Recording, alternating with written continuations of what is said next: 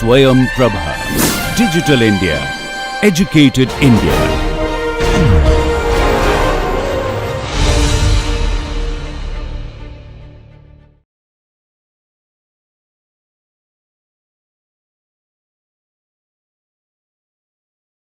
So, now we have talked about significant discussion on carbon capture. Some talks were also focused on conversion, right, or utilization. Professor Prasad has talked about CO2 sequestration onshore for enhanced soil recovery or basalt formation, etc. She talked about. My talk will be focused on ocean. I am going to sequester it in the ocean, right? Okay. Now, these talks focus on sustainable large scale CO2 sequestration in ocean for sustainable energy transition. So, you have two words here, sustainable sequestration and sustainable energy transition. Sustainable energy transition means what? I am not going to stop using oil and gas today quickly or coal quickly, right? I have to slowly do that sustainable way, right? How much time it is going to take? That depends upon how much energy that we are going to consume and how much we are going to get it from other sources, right? That I am not really going to worry about right now. But that is what called as sustainable energy transition. You have to sustain slowly, go away whatever, people say we are going to go away from fossil fuel, whatever it is. So, that is the sustainable. Then sustainable CO2 sequestration. I want to sequester CO2. So, there have been, always critics whatever we do. People say onshore, if I sequester it, what will happen under seismic activity? It will leak from the onshore reservoirs. It may come in the environment, suddenly it will increase the CO2 concentration and it may affect the environment at a smaller scale, right. So, still the industry is well educated right now that they know where to sequester, how to sequester, now how safely it can be sequestered onshore, right. However, there is also another opportunity which can provide significant location for large scale CO2 sequestration in ocean, right. Ocean is everywhere, all countries has ocean, almost everywhere we have surrounded by. Now, so we are talking about the CO2 sequestration pathways. So, I have discussed already in the previous class and Professor Prasad also discussed that we can do that onshore and offshore, right.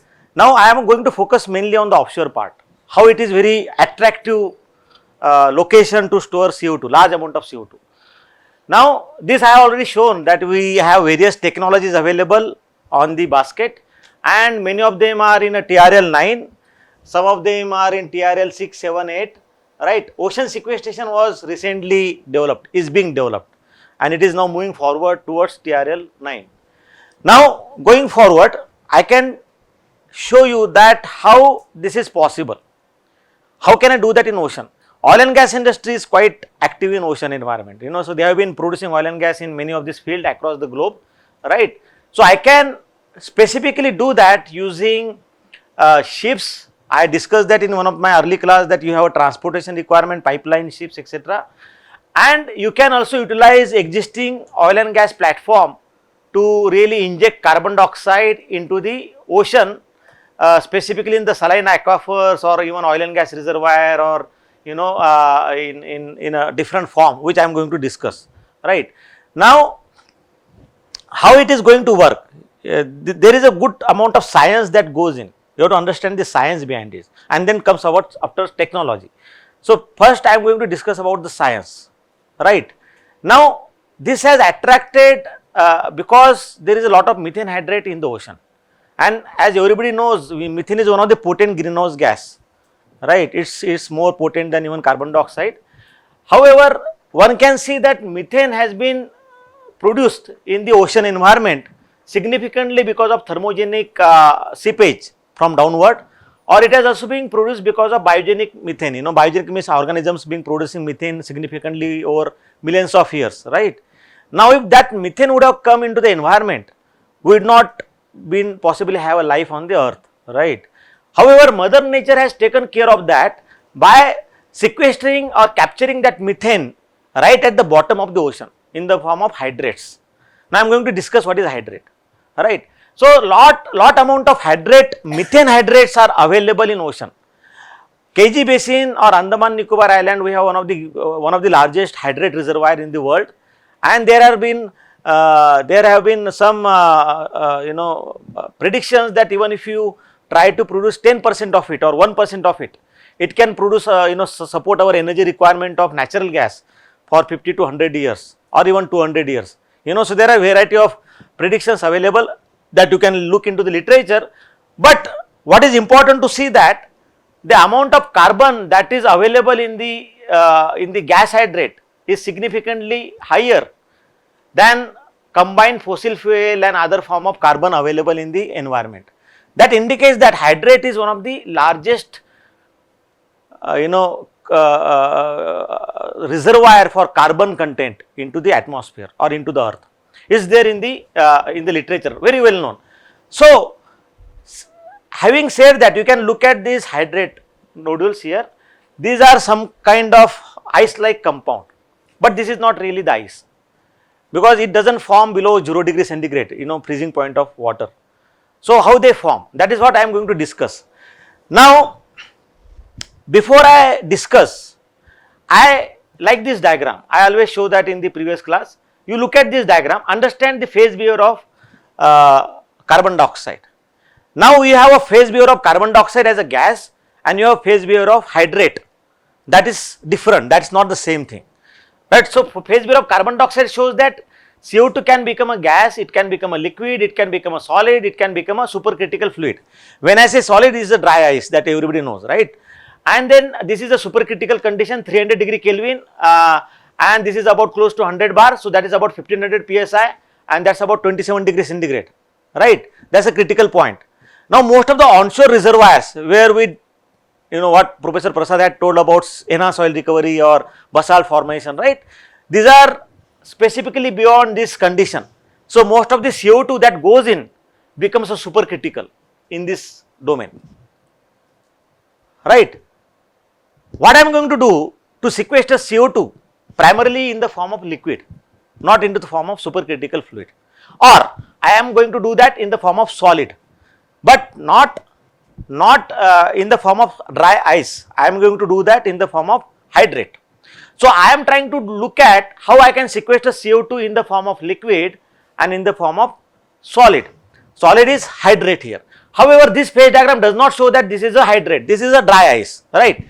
Now what are the hydrates? Hydrates are ice-like compound which are formed at high pressure and low temperature conditions. High pressure, how much high? It all depends upon which gas is going to form the hydrate.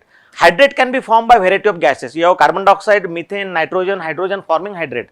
So any gas when comes in contact, not really any, but specific significant amount of gases, when they come in contact with water at high pressure and low temperature conditions, what happens? The water molecule will form the cage like this. There are three types of cages which have been reported in the literature. These are S1, S2 and SH. S1 cage is formed by two system of cages, or S1 structure is formed by two system of cages which represent 12 pentagon and 2 hexagon forming a cage like this, and 12 pentagon forming a cage like this. So these 2 number of this cage and 6 number of this cage, when they get together, they form a structure 1. Likewise, we have structure 2 and structure H, right? Methane and carbon dioxide, the one something that are interest of us, preferentially form a structure 1 hydrate. Unless you are using some kind of other additives, you may have a different structure of also, but right now in absence of any additive, they preferentially form structure 1 hydrate, right? Now, okay, let us not really go into the structure, but understand that I am going to visit that subsequently in later part of my talk, right? Now look at this diagram. This is a pressure and temperature diagram for a hydrate stability. How I can define the hydrates are stable or not? That means if I have a gas and water, how should I understand whether this is going to form a hydrate or not, right? So I have a simple curve, pressure and temperature. I have a solid line which shows a stable hydrate curve, this solid black line. Any region on the left hand side, on this side, represent a stable hydrate zone, and any region on the right hand side represent unstable. That means simply water and gas, they are not going to form hydrate, right? Now this curve represent a hydrate dissociation curve or hydrate equilibrium curve. This curve is different for each type of gases, methane, carbon dioxide, hydrogen, nitrogen, etc. Right.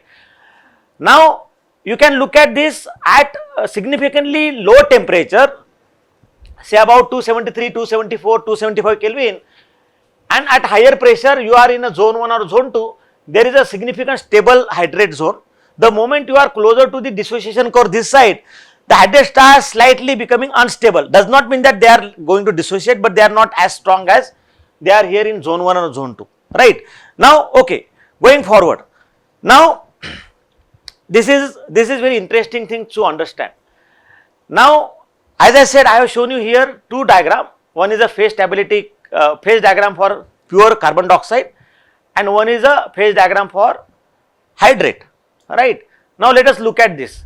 This is pressure and temperature curve. Understand, this is very fundamental science over here. Pressure and temperature, and you have a CO2 gas liquid line, not hydrate, CO2 gas liquid line, and this is a supercritical point, right. That means any condition of pressure and temperature below this line will be a gas, CO2 gas. Any condition above this line will be a liquid CO2. Any condition above this line will be a liquid CO2, understand. Now, this red line is a CO2 hydrate stability curve. That means any region on the left hand side will be a CO2 hydrate forming a stable hydrate zone. I mean, CO2 gas forming a stable hydrate condition with water. Any region on the right hand side will be a unstable CO2 and gas. So if I have a condition like this, it is not going to form hydrate because it is outside of the stable hydrate zone. Now, this region, you look at this region. This region, this crosses here, which is about say 4.8 megapascal. This is a 5 megapascal, 4.8 and about say 12 or 11 degrees centigrade, right. This is where it crosses. Now, this region you see here, this region, if I form a hydrate at this point, it is going to form by a gaseous carbon dioxide, because below this the CO2 will be a gas phase, and any hydrate that will form is because of the gas. Any condition beyond this, above this black line, where the CO2 will be liquid, if it comes in contact with water, it is going to form with liquid CO2 forming hydrate. A liquid CO2 will take part in formation of hydrate. You got my point, right? Now, if I increase the pressure, so this is a simple liquid. If I increase the pressure, it becomes a dense liquid, dense CO2 liquid. That means the density of the CO2 will be slightly higher. Now, that's very interesting things that one can understand. And you can see here, this is a CO2, a CH4 hydrate curve, and you can see this is a propane hydrate curve. Just for a comparative understanding, you can see that this propane hydrate curve, you have CO2, CH4 hydrate curve, CO2 hydrate curve, and this is a methane hydrate curve, right. So that means if you look at this region beyond this line, you can see the propane hydrate forms reasonably at lower pressure, but it becomes liquid here, so anything that forms now, it becomes a liquid hydrate. So more pressure will require more and more, right. So this side no hydrate will form, but hydrate can only be formed on the lower side of this temperature scale. So methane, you can understand here methane. So let's not go in methane and propane right now, let us focus on CO2 hydrate, right. Now, this is same thing here described here, understand that you have 1 point over here, 1 point over here, 1 point over here, and 1 point over here. This is a stable hydrate curve. Point B prime and B indicates that these are in the hydrate stable zone, and point C and D, and that this one here indicates that these are in unstable zone. That means they are not going to form hydrate. That will be mainly CO2 and water, right. Okay. Now, going forward. Now, let us think about, now I have to inject that CO2 into the ocean. Now, this is the water. I am just putting a pipe into the ocean. You may not like this, and I will also not like this, but let us understand the science behind it. I am not really going to inject into the ocean, but to understand how it works, So if I do that in a ocean, let us say I have a pipeline laid in, I want to inject it into the ocean environment. Now, this is a temperature scale, this is a ocean depth, and this is a pressure, corresponding pressure, hydrostatic pressure, right. Now, this is a thermocline. Thermocline is a temperature profile into the ocean. This is a thermocline. So that starts somewhere about 298 Kelvin, assuming 25 degrees centigrade, and that goes lower and lower. that somewhere say about 1200 meter from the ocean depth, that is somewhere about 278 or 277 Kelvin, that is about 4 degrees centigrade. This is for the Gulf of Mexico data that we captured from the literature. Everybody is understanding, right? Now, if I want to understand the corresponding pressure at certain depth, let us say P1, the corresponding depth is 100 meter, and at P1 corresponding temperature I have to go this side and read the temperature which is 292 degree Kelvin, right?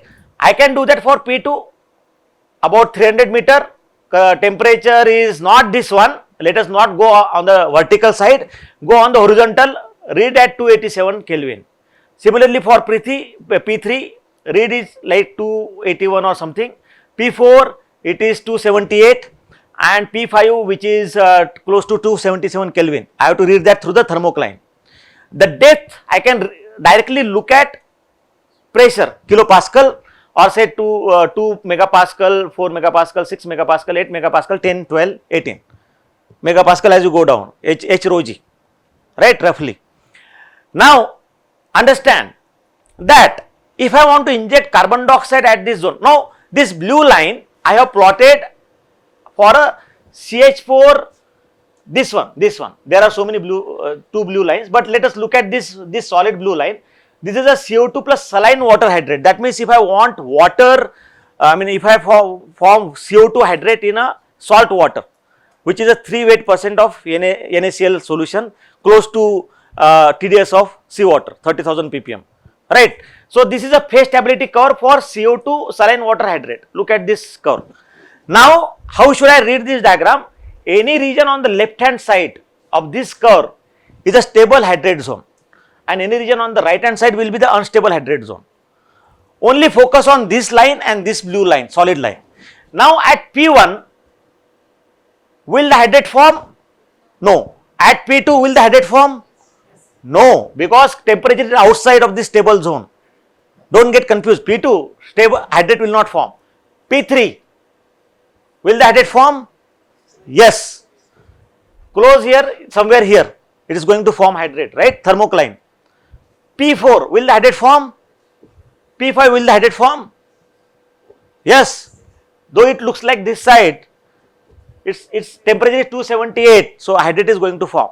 So, can you tell me what is the minimum depth at which CO2 will form the hydrate ideally?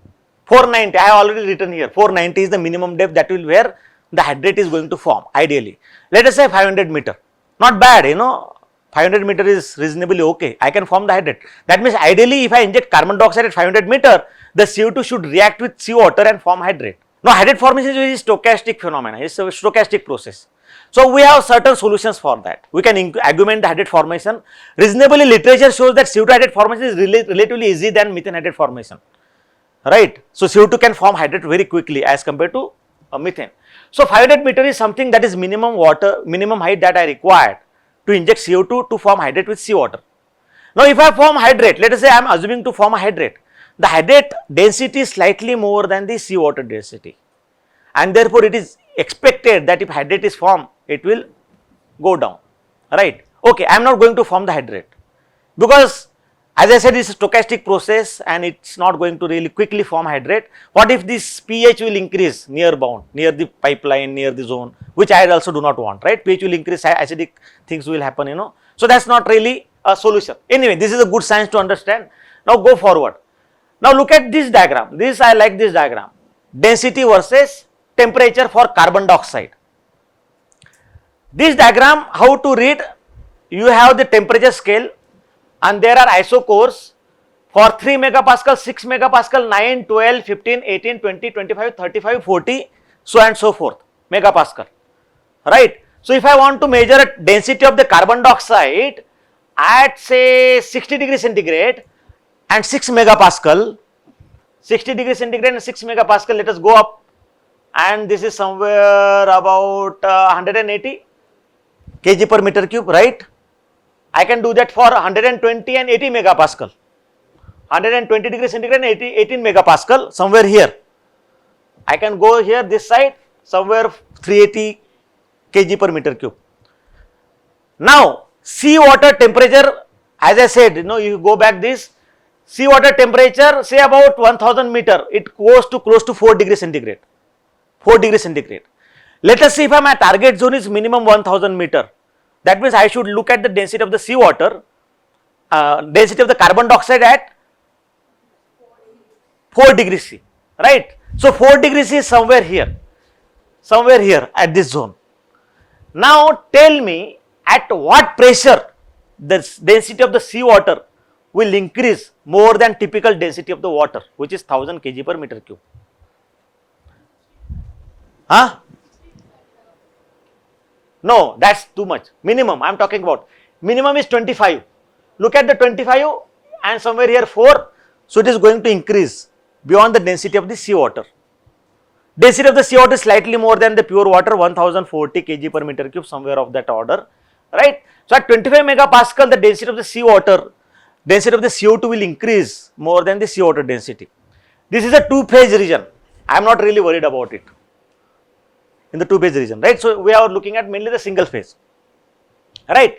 So density of the seawater at 4 degrees centigrade, say about 9 megapascal is less than 1000.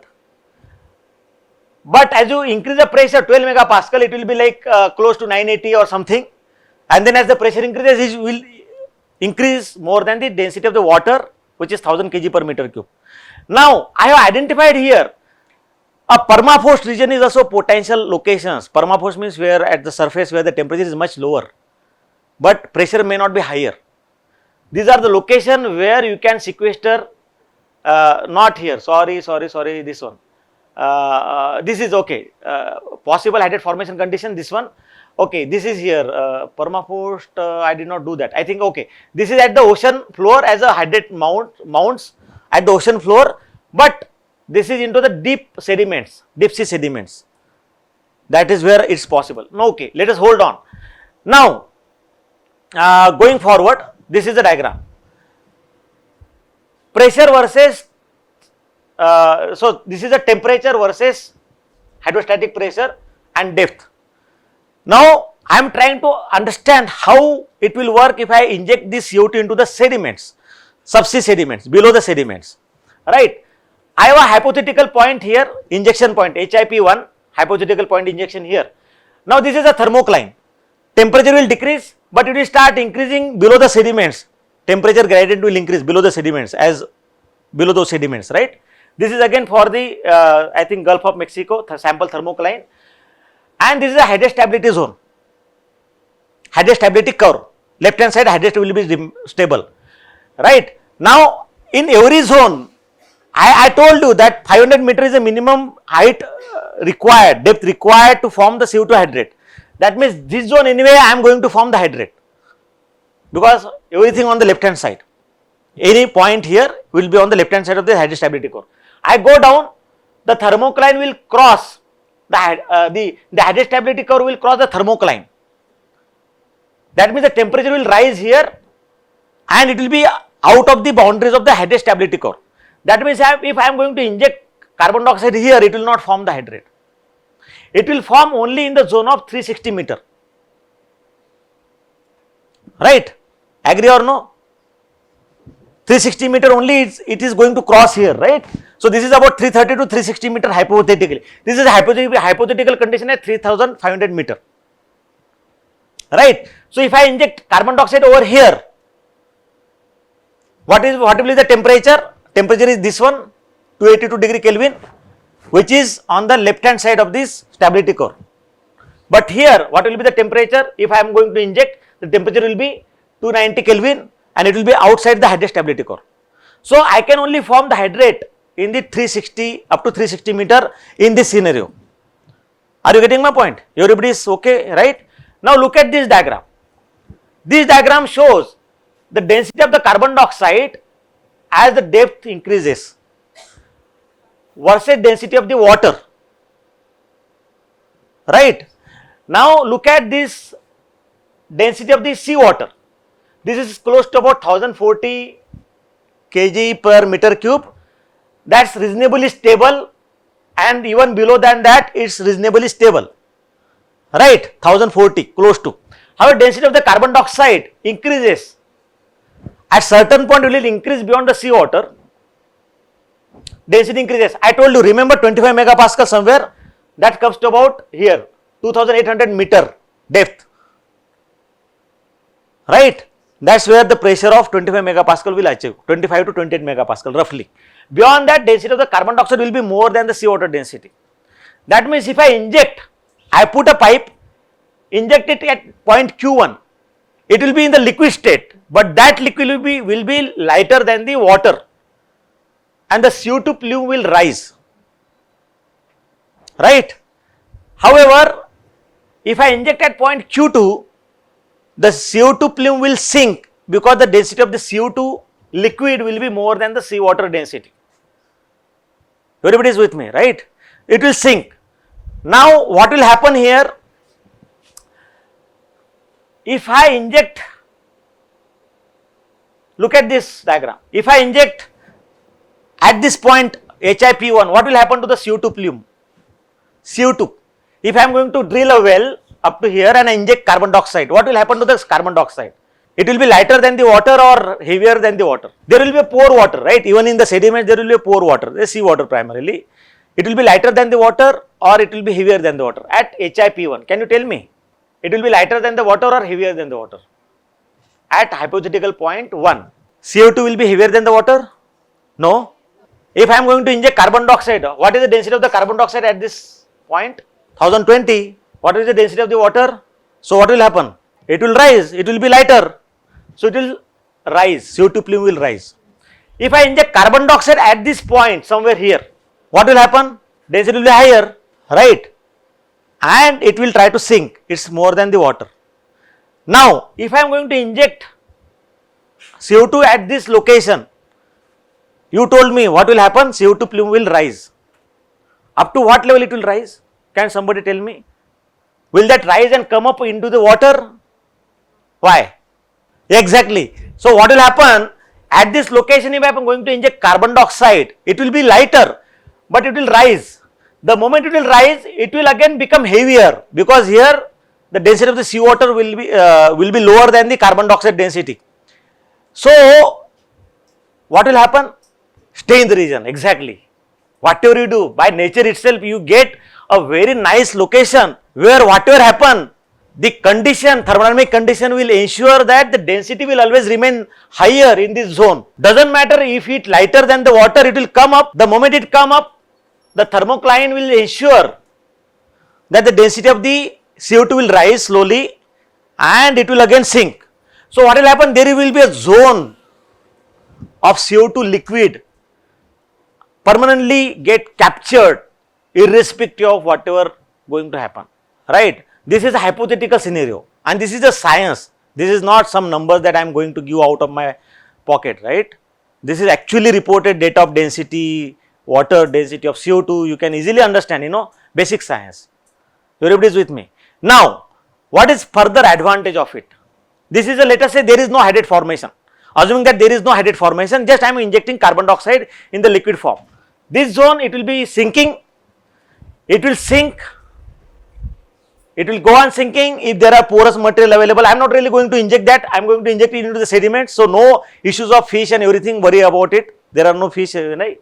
So I am going to do that, say 360 meter or below than that. So this zone is called a non-buoyancy zone. This zone where the buoyancy effect will prevail. That means where the density of the carbon dioxide will be more than the density of the seawater. And this zone is called as hydrate formation zone. Hydrate formation zone. So there are two aspects of it. Even if there is no hydrate formation, CO2 is going to sink here permanently because of density barrier or gravity barrier. However, there is an additional advantage that is going to happen. Same schematic here. The density of carbon dioxide more than water in the sediments, it will sink. As it go down in a hydrate formation zone, what will happen? Even if density of carbon dioxide will be lower than the water, the CO2 will form hydrates with seawater. As I told you, hydrates are a solid ice-like compound. So once they form in a sediments, what will happen to the permeability or porosity? What will happen to the permeability of the sediments and porosity of the sediments? Decrease or increase? Decrease or increase? Decrease, right? Because hydrate, it will plug, right? So hydrate will form, and it will form a permeability barrier because of the hydrate forming in the pores of the sediments. So there are two simultaneous phenomena that will be working here. One is the density barrier or gravitational barrier that will prevail, the CO2 permanently sinking into the ocean sediments, and second is the hydrate barrier or porosity barrier or permeability barrier that will not allow the CO2 even to go away in the sediments.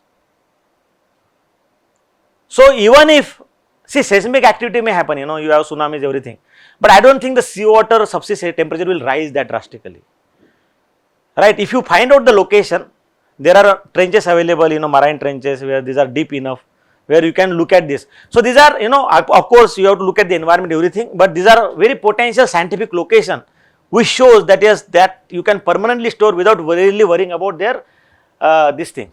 Now this hydrate formation zone and non-buoyancy zone is being reported in one of the literature. I think I did not cite it here.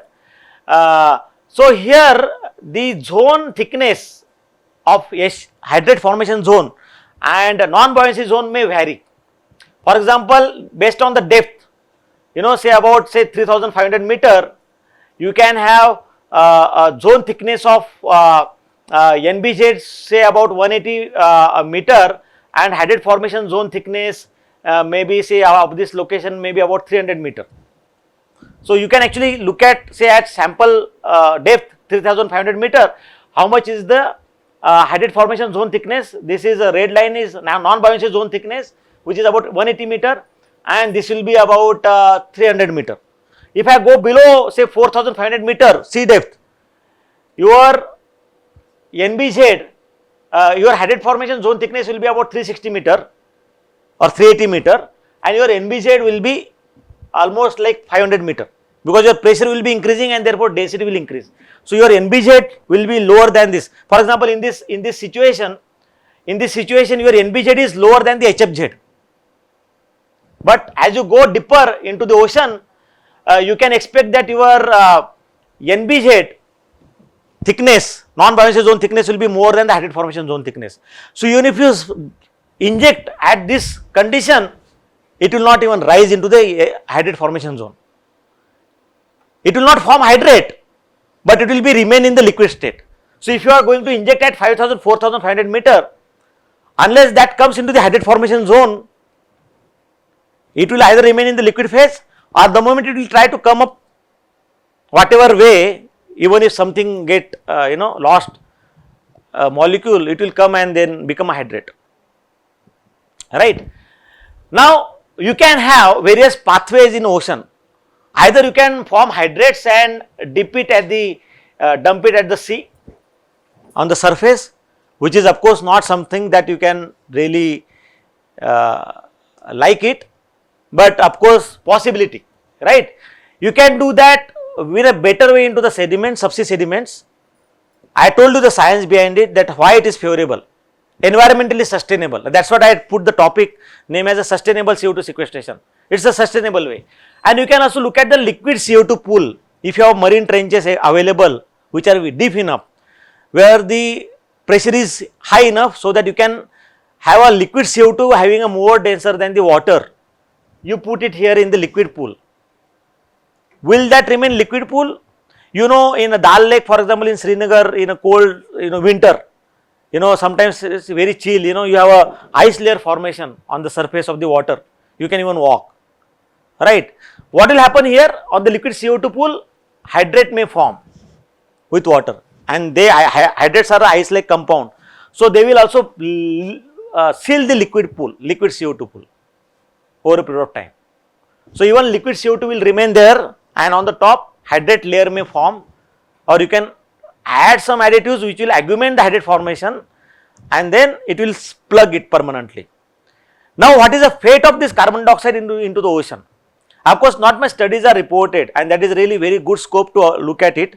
But of course we know that salts are available, you have water, sodium chloride, calcium chloride, and it is expected that this CO2 will become carbonates over a period of time. They will become mineralized, right? So there is natural way of looking at it. How long it will take, how we can augment that conversion, mineralization, that is the scope. That is where we can look at it as a research, focus. Now, what is the pH in general? As I said, this is not really going to go into the ocean as such, right? But assuming that whatever CO2 that I am going to inject and it is a soluble in seawater, of course, local leakage can hamper the local pH. But assuming that there are no leakage, the ocean has a vast capacity to capture carbon dioxide. It is said that 190,000 gigaton of CO2 is required to change the pH by 2 units and about 24,000 gigaton of CO2 to change the pH by 1 unit. We are only looking at say 1,000 to 1,200 gigatons of CO2 to capture and sequester. Not all will go into the ocean, some will go into the onshore. So, we are talking about say 200, 300, 400 gigatons, which should not really affect the pH of the ocean, assuming that it will be soluble in seawater. That is not really going to happen anyway, right. So, the change in pH will not really a matter of concern. Okay. Now, we have done lot of studies in the lab. At IIT Madras, our students have been doing, we have been doing it, this is a paper that we published in 2014, long way, it is well cited now. We looked at carbon dioxide formation in a sample reactor, porous bed reactor, using different types of sands. I am not really going to go in much details about the results part of it, but the effect of various sediments, sands, clays, bentonite, we have done studies on KG basin sample, we got it from Krishna Godavari basin, subsea sediment sample. We did studies in the lab scale to understand how the hydrate behaves, right. So, we looked at different sand, different type of size of the sands and understand how the CO2 kinetics will prevail, CO2 hydrate formation kinetics.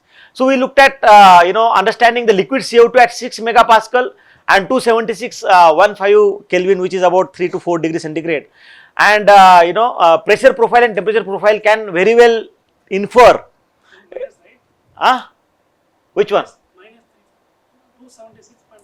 276.15, so 3 Kelvin, 273.15 Kelvin is a 0 degree centigrade, 273.1, right. So, this 3 degree centigrade, close to seabed temperature, right. So, we can actually understand in pure water and seawater how the kinetics will prevail. We can see that the sediment size will also affect the hydrate formation kinetics, because you have more surface area available to liquid water contact and therefore, it can have a different kinetics in a different types of sediments. You can have sand, silts, clays, etc. available, and this is a studies that we published in this year fuel 2024, where we looked at the bentonite and seawater and surfactant, sodium dodecyl sulfate. SDS is used in less than 100 ppm or something like that. SDS is widely used in our day-to-day activities, so it is not really environment, it degrades over a period of time. It is not something that we are really worrying about as far as environment is concerned.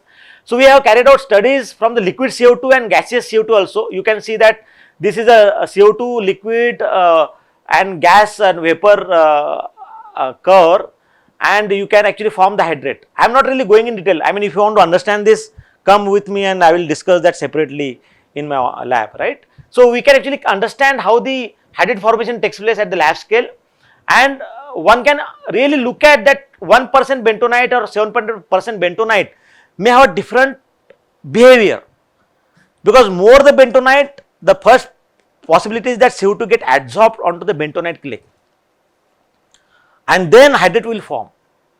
So, you have a sudden pressure decrease. If you have more bentonite, if you inject carbon dioxide, it is possible that more CO2 will get adsorbed into the clays rather than quickly forming the hydrate.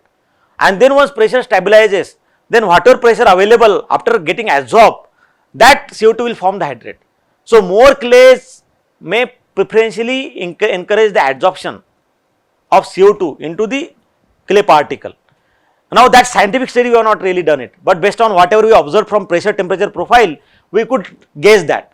So, we can look at when low concentration is there, we can preferentially form hydrate from the liquid CO2. You can see that it is going into the liquid phase. And when we have the higher concentration of bentonite, then you preferentially from the gaseous phase CO2.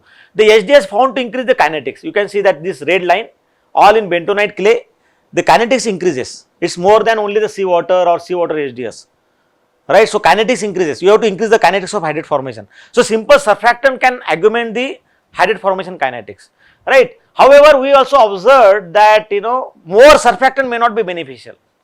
Sometimes it may generate more foam and that may restrict the mass transfer into the molecule. So, sometimes more surfactants may inhibit the hydrate formation. So, you should have optimum concentration of surfactant, right? And some of these studies that has been done in the lab, you see this 7-8% bentonite in seawater and 1%. And this is a SDS, sodium dodecyl sulfate. You can see this is a more of fluffy like hydrate, because SDS is a foamy. So, whatever hydrate that formed does not get aged well in a short time. That means it remains like a snow which forms in the early days. No, it's like foam. And then as it age, it becomes solid, right? So, similarly, you can see this is a more solid hydrate in the absence of surfactant. When you have more surfactant, it may become fluffy. So, to understand the morphology, how the hydrate is going to form or something like that. So, something that always you do the lab scale experiments will tell you that how it is going to behave in the actual scenarios, right. Now, we also look at the rheology. Rheology is a science that tells you about the fluid flow of non-Newtonian fluids, specifically something that does not obey the Newton's law of viscosity.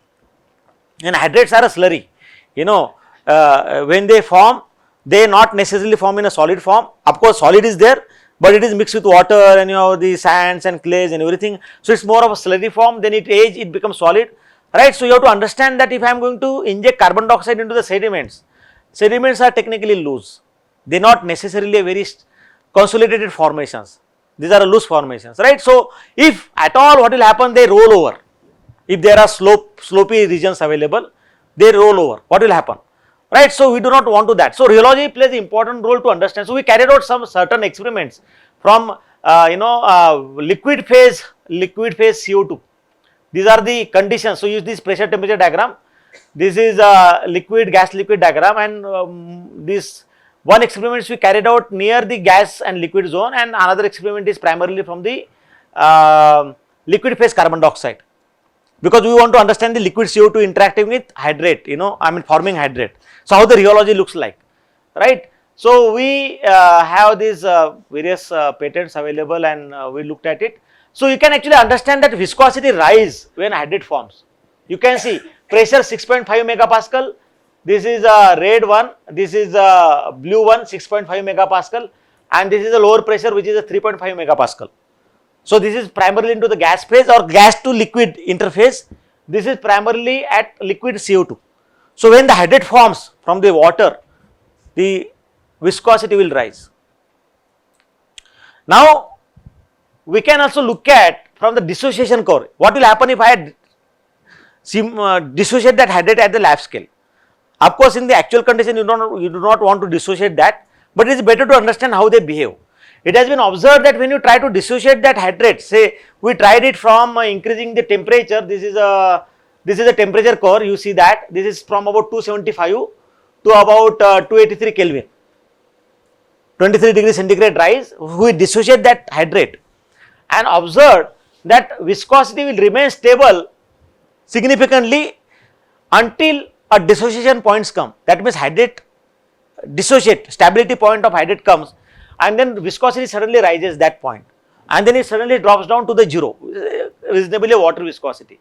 So, dissociation point at a near equilibrium condition, when hydrate dissociate, the viscosity suddenly rises. So, there is a certain phenomena that governs the viscosity rise near dissociation point.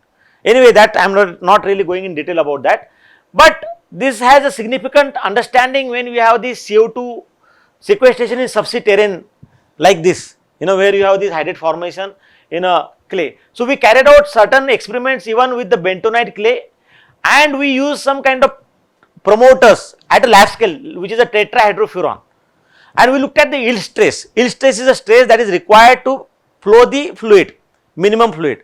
So, what we observed that when we use the tetrahydrofuran at a sample concentration, the yield stress has found to increase.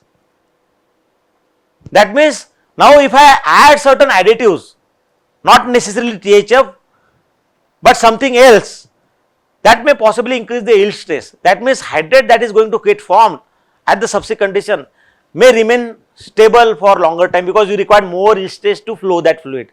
right? So these studies are very important to develop a technology which can be implemented at the field scale, right?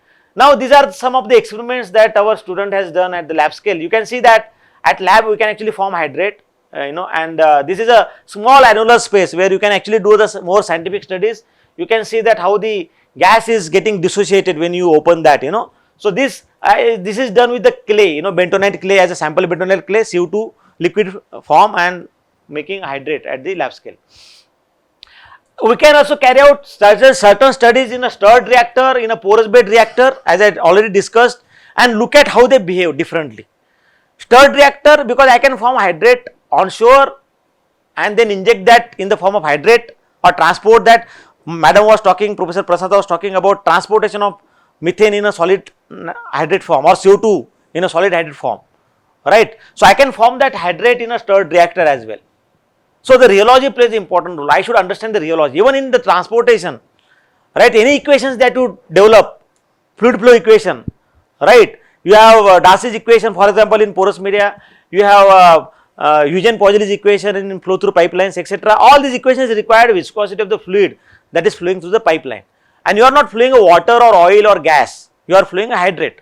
So you should understand the hydrate viscosity rather than an individual gas phase or liquid phase viscosity. So these studies are very important to develop such technologies. Has the implication what Professor Prasad has told in a transportation. Look at stirred reactor. You can look at the porous bed reactor, whether you are talking about in the ocean environment, in the subsea sediments.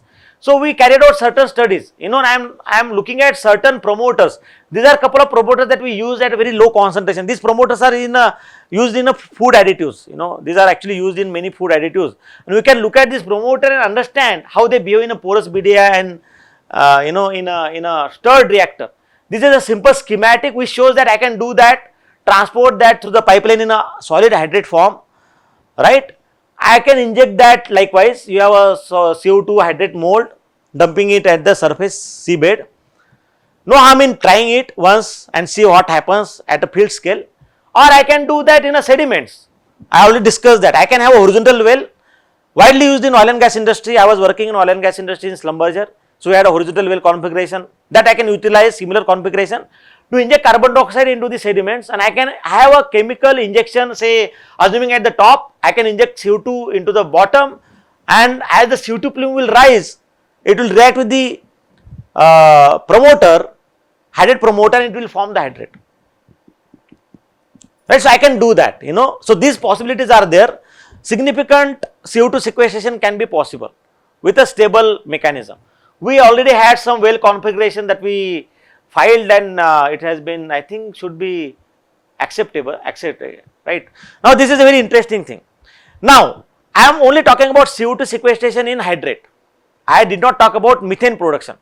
I already told you that I have a lot of amount of methane hydrate available in the ocean. I told you that there are certain predictions that even 1 or 10% of that methane, if I produce, I can support my 10 or not really 100 years of energy support as on today's consumption of natural gas. All countries have a hydrate reservoirs, methane hydrate reservoirs. Okay, no harm in developing technology, whether we are going to use it or not. So I can do that. As I told you that both methane and CO2 form structure 1 hydrate. Assuming structure 1 hydrate is like this. This is a structure 1 hydrate, the room that we are sitting in. Both methane molecule and CO2 are comfortable going in this cage. Now we have a methane molecule in the cage. What I am trying to do is that I am going to inject carbon dioxide and replace the methane out of it and let the carbon dioxide go into the cage. And I can still get methane out of it, and I can still get CO2 sequestered into the hydrate. Right. So we have done, in fact, a very recent paper that we published. I will show you that, I have not shown that results here, but we have this carbon dioxide, nitrogen, CO2. So what we observed that if you tune the composition of this carbon dioxide and nitrogen in a very favorable manner, I can increase the CO2 sequestration. You can see that this is a more CO2 sequestration here as compared to here. This is a methane hydrate. I am injecting it in a ratio of 3:1, and I am injecting it in a ratio of 1:3, nitrogen to CO2, right? If I am injecting into the methane hydrate reservoir, what I am going to get is more amount of CO2 getting sequestered and only less amount of CH4 remains in the hydrate cage. I am not going to replace all methane molecule. There is a reason behind it, because in the structure 1 there are large structure and small structure. I mean, there are 2 large cages and 4 small cages, right? So not all methane will come out. So significant amount of CO2 will remain there, and if I inject nitrogen plus CO2 in a ratio of 3:1, still I can sequester CO2, but not as good as what in this condition. This paper we published in 2019, and then we started doing experiments. I said let us look at that if I have nitrogen and CO2, typical composition of flue gas, which is, I told you in one of the first class that typically 18 to 20% is a flue gas composition, or even 25%, let us say if you have a very bad coal or bad combustion. So 25% CO2 and say 75% nitrogen, but no harm looking at various composition of CO2. So we looked at 25 CO2, 75 nitrogen, 50 CO2 and 50 nitrogen, and 75 CO2 and 25 nitrogen, and see how methane will produce from the simulated hydrate bearing sediments. Got my point? So this shows that if I have a 75% CO2 and 25% nitrogen, that has a more CO2 sequestration capacity as compared to this. The reason behind that, the cage occupancy as a percentage of CH4 concentration in hydrate changes. You can look at small cavity, large cavity. So here what happens when the CH4 remains small, say 20%, the CH4 in the small cavity is more and CH4 in the large cavity is less.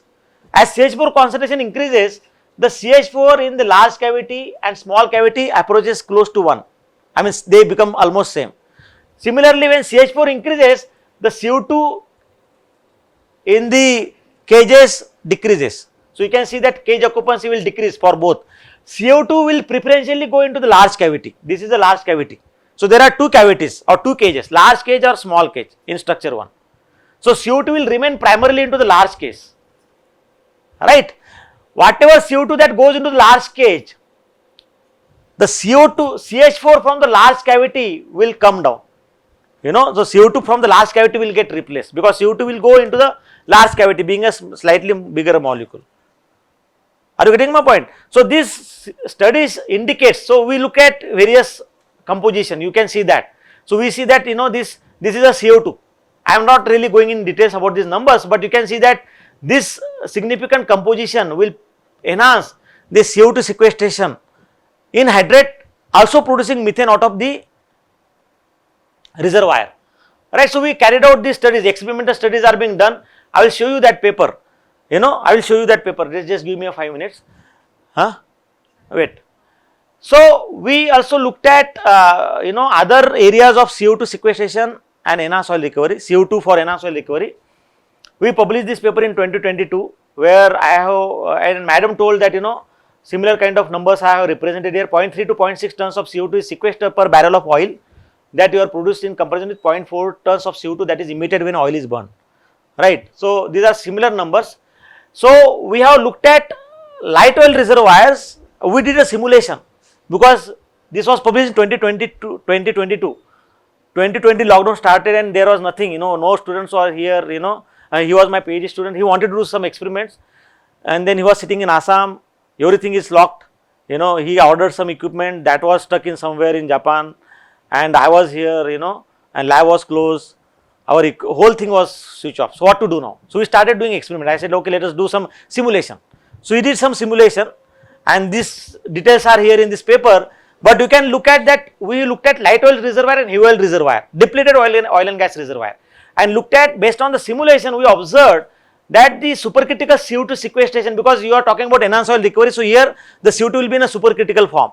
So we observed that the light oil reservoirs are best candidate for CO2 sequestration as compared to the heavy oil reservoirs. I think Professor Prasad also had a similar kind of observation, right? So this matches well with what she also observed. that light oil reservoirs are best candidate as compared to heavy oil reservoirs. And and then we also looked at subsequently extension of that is a 2023 paper in energy fuel, where we looked at the water alternate gas or surfactant alternate gas injection, WAG and SAC. So we looked at water alternate gas, CO2 gas, and we also looked at surfactant alternate gas. Surfactant is again added with the water molecule, and we observed that when you have a SAG, you can see that amount of CO2 that is sequestered in along with the surfactant is much more than only the water alternate gas injection mechanism. So these are the simulation studies that shows that these are the 1, 2, 3 and 4 cycle, we use the 4 cycle simulation, and every cycle you can see that more amount of CO2 is getting sequestered as compared to simple WAG, water alternate gas injection. This is a schematic here, The advantage of water surfactant alternate gas injection is that it improves the gravity segregation problem. I mean, it addresses the gravity segregation problem. If you do not have the only water, I mean, of course water also helps, but surfactant more helps, because you may possibly generate in situ foam with the CO2, and they may provide a better advantage to address the gravity segregation, because gravity segregation may happen when the CO2 gas will go up from the reservoir, that will move upward within the reservoir. Okay, so we looked at various other studies, I think Rajat had discussed, these are some of the studies that we are looking at it, subsurface CO2 storage, hydrogen storage, etc., methane storage as well, and we looking at microfluidic experiments at the lab scale. These are something that also says that, hydrogen reservoirs are also being found. These are, I have not seen this, but these are some of the studies available. This is New York Times, a worker detaching a probe that tests hydrogen half a mile deep in the ground in France. So they went looking at something and they found hydrogen reservoirs. Alright, so we do not know that whatever we are doing right now, what madam is doing geophysics for example, will still have a significant advantage in looking at hydrogen as a source of energy, right.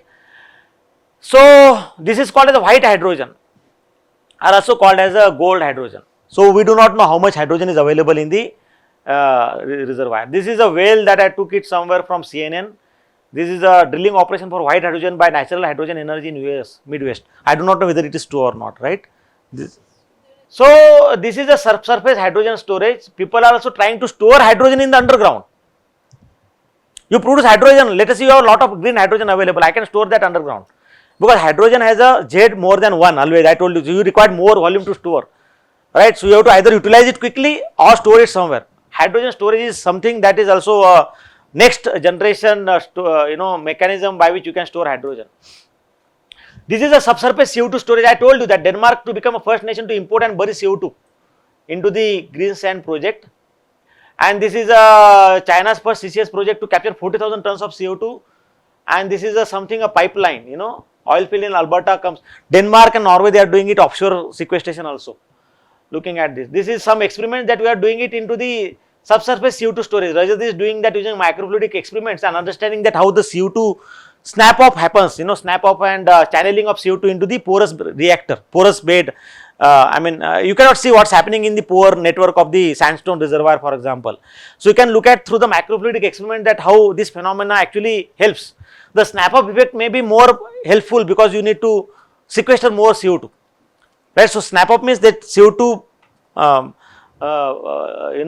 plume may break in a small chunk, so that they get trapped into the pore network, right. So some of these experiments are very important. We are looking at hydrogen deposits, etc. I am not really going in detail, but this is what it is, and I think I can show you that paper. Let me see. Yeah, so if you write this direct flue gas injection in hydrate, you get our paper. You can see this is published in very recently, August 9, 2024. So yeah, this is a paper. So what we said, so I told you that 2019 we published a paper that which we did a simulation, then we thought that let us do the experiments. Then lockdown started, then one student came in, Naneshwar. So this Naneshwar started experiments. So then his wife started experiments. He was also doing a PhD with us, both of them couple. So he left, he was PhD at IIT Bombay, he spent some time here. But then he said, oh sir, my wife will take care of it. Then she joined, then lockdown started, then she also left. Then I requested Siddhant, who came back after lockdown. So he started doing experiments. Then he was finishing his PhD. Then I asked Yogendra to do that experiments. So that way, you keep on getting these people to complete these experiments, and that's why we have so many authors here. But anyway, we wanted to do that experiment. So we started before lockdown, and then it dragged up so long that it's finally seen the light of the day. So this we propose that we can inject direct flue gas into the ocean for simultaneous energy recovery and CO2 sequestration in solid added form. So I can get rid of capture part.